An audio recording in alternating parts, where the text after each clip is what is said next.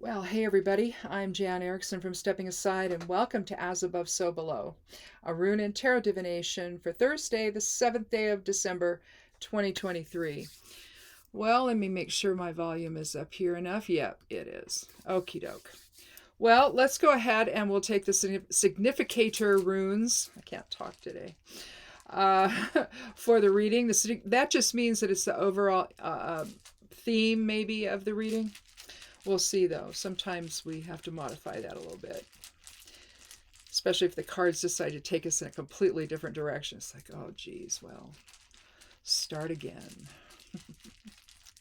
But that doesn't happen very often. In fact, it happens very rarely. But now that I've said something, it'll probably happen today. Today we have Yura as the rune from the Elder Futhark. It's the higher self side of things, or the as above side. Yura is... let's see, it's what number is that? That is the 12th rune, I think. Yes, the 12th rune of the Elder Futhark, so it has a 3 numerology for it. But Yura it's an earth element rune. It's about transformation. It's really about unfolding awareness. It's Kenaz, which is the torch, forward and reversed. And so it's expressing the light of spirit outward as well as drawing it inward. And so there's kind of that balanced energy exchange, if you will, with it, similar to like Gebo. That's really more balanced energy exchange. But we're talking about cycles. We're talking about fertility, and it could be used as a garden rune. I use it as a garden bind rune, part of a bind rune I did that I have hanging in various spots of the garden. But basically, it's about balance and energetic alignment. It also means the key word for Yura is year. So it's just as things unfold, really. So something may be happening today that's in more of a kind of in an unfolding type of a pattern for you, or experience for you, or a situation could be unfolding, you know. But the idea is to make sure that especially if it's something new that's going on, that's unexpected or anything, and it's kind of unfolding at its own pace, maybe you're not ready for it. So you have to really kind of stand back from it and look at it from a higher perspective, so that you're not reacting to the situation, because especially if it's unexpected, universe may be taking you in the path you need to go instead of the one you want to go on, maybe. So again, drop resistance and just observe until you know a little more.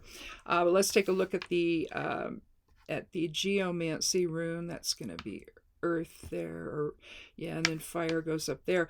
Yeah, this is conjunctio, and conjunctio means union or joining. It kind of looks like a little hourglass. Its complement is carcer, which looks like a little bird cage, and that's self-imprisonment. This, though, is joining and union. Sort of conjoins together. So something is unfolding that involves something collaborative then today. Let me get it up just a little bit closer. And we'll do just a little more shuffling here on the deck. And then I'll cut it and take the lower half, and then we'll draw 3 cards to give us a little more information about what's going on here today. But something is unfolding today, and it needs to be in some kind of energetic balance or alignment. And especially when something is collaborative in nature, you're really dealing with sort of give and take of things. Maybe one of the keywords is cycles, and so some cycle could be coming to an end and a new one beginning, in a way. Maybe a new one is unfolding. But let's take some cards and see what we've got. Well, we've got 2 cards from Pentacles and 1 from Swords, so there's a run on the earth element on Pentacles. So clearly this is going to have something to do with your material security. The other card from Swords is the 4 of Swords.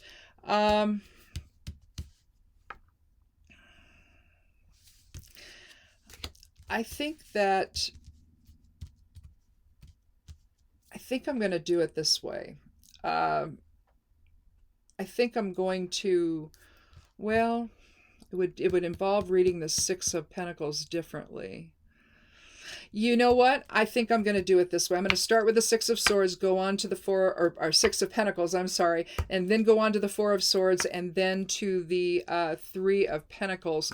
But let's take a look at the numerology really quick. Let me see what I've got here. So we had 12 for Yura, so that's 3. It's the 12th rune of the Elder Futhark. So 3 plus 6 plus 4 plus 3 equals 16. Is that right? 6 and 4 is 10. That's 1, and 4 is 5. Or 1 and 3 is 4, rather. And then 2 is, see, that didn't come out right. Let me do that again. Got my keyboard way out there and I don't want to do that. So let's clear that. Okay, so 3 plus 6 plus 4 plus 3 equals 16. So 7, does that make sense? 3 and 6 is 9. And 4 is 13, 16. Yeah, okay. It didn't look right to me, but it is. So we have a 7 numerology then. And again, with Yura, especially if something is unexpected about this collaboration, you're going to have to take a step back and observe a lot and react from a higher perspective. In other words, from no judgment, where you're just looking at what's going on and just sort of getting the lay of the land. And especially if this is a new collaboration for you. A new way of seeing something. So let's start with the 4. Now, I've said this before, I don't like this card. There's a lack of balance here. You would think with 6 there would be. 6 is about empathy and guidance and assistance and harmony and all of that. But here, it really shows, I think, that the man who's standing versus the 2 guys on the ground, they're poor. He's dropping some coins in the outstretched hands of the one there with the yellow blanket on, and the one in the blue is still standing or sitting there, holding his hands out, looking up at the guy. He's hoping for balance because he's got that scales in the left hand there. But he's really not, though. You can look at the, instead of having 3 on each side, it's kind of skewed a little bit. And so it's more heavily weighted to this side to this guy and not to the other. So where is the real compassion? Where is the real empathy? Where is he really helping them? He's not lifting them out of poverty. He's going to give some coins to one guy, maybe to another, but it doesn't look like it. And it's almost like holding the scales behind him. He's kind of holding them to the side, but his body's turned, so it ends up being behind him, out of his peripheral vision. It's almost, to me, the same thing as lying and saying something that's a lie and then crossing your fingers and putting them behind your back so nobody can see. You're hoping they're going to believe the lie. Well, he's hoping they're going to believe this gift, which really isn't one, because he's not doing anything. This is the activist in me. He's not giving them anything that's going to truly lift them up off the ground and out of poverty. It's just a momentary passing by. He's going to give some to this guy and maybe not to this one. So there's an imbalance there. So it doesn't really reflect Gebo, where it's give and take, and there's no unfolding awareness there on the part of this man, where he realizes that something needs to happen a little differently than what he's doing, that he's not really doing anything specific that's going to truly help them. So so I just see there's a bit of an imbalance here, because he's clearly a man of means. So why isn't he, giving it to both men? Why isn't he lifting them up and offering them a job or something like that? But he's not. So maybe there's something going on today where how you're interacting with other people is not satisfying. It's not really getting the job done. And you're trying to figure out, okay, especially if this is a new collaboration, am I contributing enough? Is everyone else contributing enough to really make a difference here in this whole equation? So maybe you go back to the drawing board a little bit here and you let your mind settle within the Four of Swords. Here you see a casket with the effigy on top. It's of a knight, and he's of course in the casket here. But basically, what it means is it's like he's letting his mind come to rest, so that he can have maybe the birth of some new insight here, or some new ideas, or some new perspective, maybe. And that may be what has to happen here today. If you're the one that's maybe not contributing enough to something, maybe it's just that you don't really know how to do that. Maybe it's not necessarily the choice that, oh, well, I'm going to pretend to put my effort in, but maybe it is, right? Because that's kind of what he's doing here. He's pretending to put his effort in, but not really. Not to where it's going to make a difference in the collaboration that he has going here, because essentially you got a collaborative experience here. Just like you do here in the Three of Pentacles, there's a collaborative experience with two other people. But here, instead of being the man of means right now, here we have the craftsman who's working his trade, working his craft, and two people come by and they're admiring his work. So there's that integration, that sense of finishing, where you've gone and done you've learned your craft, you're expressing all of that now. People, you're getting the word out about yourself. People come by, they're excited to look at what you're doing, and so there's that circle that gets completed, right? Particularly if they hire you, and so something positive comes to an end after this shift in perception. You understand the give and take has to be a little bit more balanced. So maybe you drop your ego a little bit and you become the guy who has to prove his worth and his talent, so that people will then buy what you have, what you're selling, essentially. So in all likelihood, what this has to do with is you've got a collaborative experience. You don't really understand the give and take of it. You don't understand the how to do that. Maybe you've never been comfortable in that situation before, and now you're having, maybe you're someone who works independently or something. But you have to realize that how you're expressing yourself has an impact, just like it does here. How you're expressing yourself has an impact. And it's either going to be something that's going to be productive for that collaboration, really truly productive, or it's not. It's just going to be, the surface idea of it. This makes him feel good, and it maybe makes the guy in the yellow feel good, but maybe not this guy. And so instead of an egalitarian type of an offering, it's probably more about this guy than anyone down on the ground, anyone left in poverty. And so, again, observing the effect of your behavior.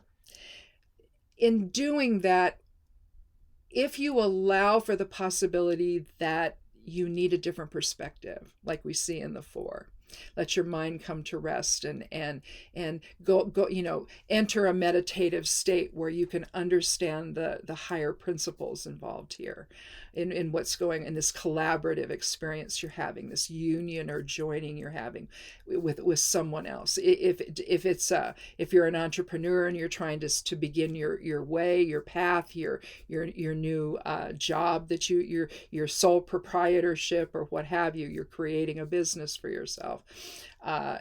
You have to understand how you have to relate to other people. I don't think this guy really knows how to do that. I think he thinks he's helping, but he's not helping. Here, though, he needs the help of the people walking by. So it's almost like the situation is reversed from here. And so now he's beginning to experience what it is to need something from others, just like these guys are having to experience what it's like to need something from someone who may not really be there to help them. That it's more about his own satisfaction or ego or whatever, right? But here you have, it's almost like they're switching roles. So with this type of a three experience, this is just double three. So it's still embodying that idea of integration with other people.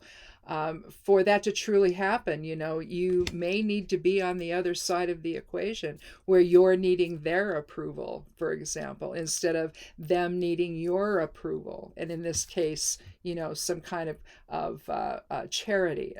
But again, not it's not really there. It's more ego-minded charity. And so again, if that's the case, then you need to probably take a step back and maybe go in and think about it for a while, and understand the idea of give and take, understand the idea of balance with people, instead of having it be more weighted in one place or the other.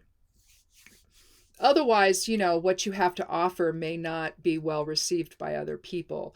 And again, I think it takes a shift in perception to make that happen, where you really start to understand the cause and effect of what's going on, to allow the light of spirit to come in and imbue you with that awakening, with that higher wisdom, so that you can then express the same out to others. But the idea of unfolding awareness that I like about the rune era, it's that you're learning. It's a process of understanding and further awakening and transformation. It's a very transformative rune, watching things unfold. With respect to the garden rune, that this can also be used for. It can represent fertility and gardening and herbalism and all of that. But watching how healing unfolds, if it's herbalism, watching how growth happens with the life cycle of the plant, to observe that, and understand the energy about that. Well, it's the same in our interactions with other people. If everything is heavily weighted on your own perspective, you don't leave room for the perspectives of others. And when you collaborate with Conjunctio here today and over the next few days, you're going to need to know that. And if it takes time to reevaluate how you see things, then take the time it needs to do that, either in meditation or taking a walk and just thinking about what's going on. But the idea is you pull yourself back from the situation so that you can analyze it a little bit better, and to know whether or not you're offering things in a way that really benefit the group, or if it just benefits you. And again, in collaboration, ultimately it may benefit you more than the others, but them coming around to seeing that it doesn't matter in the final analysis. If it's a good idea, it's a good idea. It doesn't really matter who it benefits at that point. So it has to be about, the fundamental whatever it is that you're doing, right? It has to be about that instead of how you see it. And so it could be that now you're in the position of waiting for the approval of other people. And that may not feel particularly comfortable. Maybe you're used to asserting yourself and being the leader and being the one that controls everything. But we can't always do that, especially when we're collaborating with others. The best collaborations is everybody sits around a table, or metaphorical table, throws all their ideas out, and it belongs to the table. It doesn't belong to them anymore. And everybody's going to objectively tear them all apart and put them back together. And maybe the final decision is a blending of some of them, or it could be they choose one person's idea. But the idea is not to make it all about you, and to do it in a way that if you need to take a step back, if this is an unusual situation you're in, something you're not really used to, where you're not calling the shots in this, that it's everybody together making a decision. That can be really difficult for people who are used to being the leader, calling the shots, deciding what's going to happen. It's a very difficult shift for people to drop resistance to that and then allow for the voices of others. But again, if that were the case here, you would see 3 on one side and 3 on the other. But instead, he's holding, again, the scales behind the back, hoping that no one will notice that this isn't a particularly balanced experience, that he's really the one in control here, instead of helping these two guys up so that they can control their own lives, you see. So I really think this is just we've had this a couple of times in the last, month or 6 weeks or so, where it seems like there has to be a shift in perception where you're moving from something independent to something that's more collaborative, and that can be a difficult thing. And I think that's what this is saying. So it's just going to require some time to step back, have a shift in perception happen, try to see things differently from a collaborative standpoint versus your own. And then you're going to have to then prove your worth. In other words, the worth of your ideas to the group, just like everyone else in the group has to do. It's not just you. That's just what happens when it's in the group. If someone has an idea and everybody's like, okay, well, how's that going to play out? And so then you tell them. And so then everybody starts talking about it. And maybe it's like, well, that's really cool. I like that. Everybody likes that. And so you're feeling pretty good about yourself. It's like, wow, they liked my idea. How cool. And it's a different mindset than, here, this is what I want you guys to do. Different thing, a different type of interaction. And so I think that's what this is saying. And again, though, you've got to allow higher awareness to come in and inform your perspective, and then use that same type of experience when you're expressing yourself. To understand that you're a piece in the puzzle, you're a cog in the wheel, and you're part of the whole thing, and you're there to explore ideas in a way that once you express it, it no longer belongs to you. It belongs to the group, and the group will dissect it. They'll figure it out. If they like it, they'll do it. If not, you'll have more ideas expressed, and eventually you're going to all come up with the way that you need to go on something, on a project or a new opportunity. If it's, if this is a business or something that you're an owner in, maybe you're not the only owner. Maybe you're dealing with all owners of a small business today, and you're one of them. And you're trying to decide, there's some new opportunities coming your way. Do we want to expand into that, for example? You'll have some ideas, other people have some ideas, and eventually you're going to come up with a decision. You're going to make a decision about the direction you're going to take, if it's something like that. And again, I just think that for some people, that's a hard thing. They want to control the narrative. It's just who they are. And, they probably have a lot of Mars energy in them. And they want to decide, maybe Sagittarius, who knows, they want to control the experience. And that's fine, in some cases, right? But today, no. Today has to be about collaboration. And so do what you have to do to shift your perspective so that you can do that. Because I think once you see how fun that can be and how cool that can be to collaborate and come up with something truly wonderful, maybe it'll reinforce it for the next time you have to do it. And maybe it won't be so uncomfortable. You'll be able to relinquish the leadership position to a more egalitarian, cooperative experience. And they're really wonderful to come together with people and be happy about the outcome. And wow, look at all the effort we put in to make this possible. And everybody's doing their part. And it's really a cool feeling to have when you work in conjunction with other people. So, because you can kind of look around at one another at the end and go, God, look what we just did, and it's a happy time, right? It is, really, trust me on this. It can be. But again, I think that this is just probably a really simple reading here today. And, if this resonates for you, great. If not, hang on to the idea of it, and maybe it'll resonate at another time.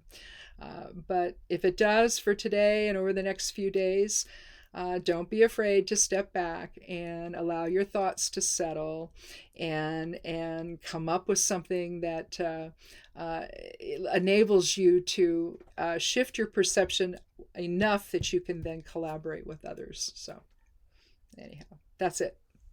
Thanks for watching, and have a good weekend. I don't know if our atmospheric river is done or what. I think we have. I think the words pineapple express have been expressed, have been talked about. I don't know. I just keep hearing these terms, atmospheric river, and apparently we have two of them. We've had flood watches in the Portland area. Flood watch, a big one, I guess, up in Seattle, came across my iPad. I think it was last night.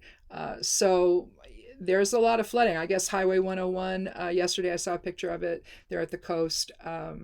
There's a section between Seaside and further south. Oh, Highway 26, where 26 enters.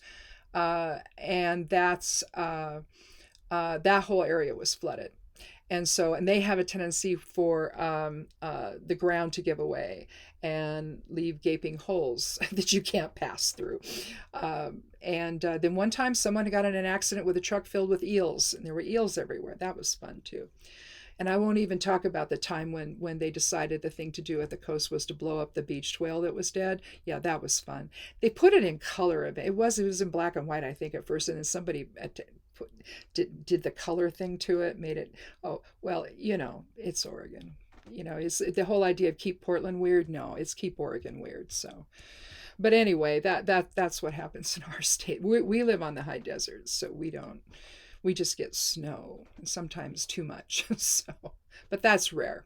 But anyway, so if you're contending with the weather anyway, especially here in this state and up in Washington State and all that, then try to stay dry and pay attention to the weather reports, and so you can see what streets to avoid, even if that's all you can do. So anyway, if you have to go out and about. Anyhow, thanks again for watching. Click subscribe if you haven't. Give it a like if you will. And come back again on Monday for another edition of As Above, So Below. Be good to yourself, be good to one another, and blessed be.